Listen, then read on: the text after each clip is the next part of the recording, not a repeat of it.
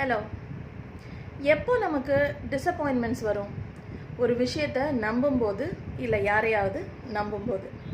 ஆனால் டிசப்பாயின்மெண்ட்ஸே இல்லாத ஒரு நம்பிக்கை யார் மேலே வச்சா நமக்கு இருக்காது அப்படின்னு சொன்னால், நம்ம மேலே நம்ம வைக்கிற நம்பிக்கை, அதை தாண்டி கடவுள் மேலே, இல்லை இயற்கை மேலே. சாமி நம்பிக்கை இல்லாதவங்களுக்காக சொல்கிறேன்.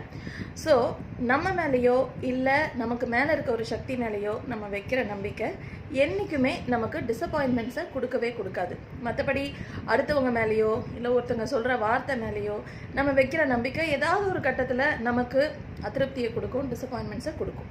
ஸோ ஒரு வேலையை செஞ்சாலும் சரி, ஒரு விஷயத்தை நம்ம மேனிஃபெஸ்ட் பண்ணணும் அப்படின்னாலும் சரி, எதுவாக இருந்தாலும் சரி, நம்ம ஃபஸ்ட்டு நம்ம மேலே நம்பிக்கை வைக்கணும். இதை என்னால் பண்ண முடியும், இது எனக்கு ரொம்ப கரெக்டான விஷயம்தான், இதை நான் பண்ணிடுவேன் அப்படிங்கிற நம்பிக்கை. அதை தாண்டி கடவுள் என்னை இதை பண்ண வைப்பார், அந்த எனக்கு மேலே இருக்க சக்தி, யூனிவர்ஸ் ஆர் வாட் எவர், அது எனக்கு இதை கொடுக்கும் அப்படின்னு அது மேலே நம்ம வைக்கக்கூடிய அசைக்க முடியாத நம்பிக்கை. அசைக்க முடியாத நம்பிக்கை அப்படின்னு ஏன் சொல்கிறேன் அப்படின்னு சொன்னால், ஒரு சின்ன டவுட், அதாவது ஒரு வேளை இது நடக்கலைன்னா அப்படின்ற தாட்டே இல்லாமல் ஸ்ட்ராங்கான பிலீஃப் அது வச்சோம் அப்படின்னு சொன்னால் கண்டிப்பாக எவ்வளோ பெரிய விஷயமா இருந்தாலும் நடக்கும்.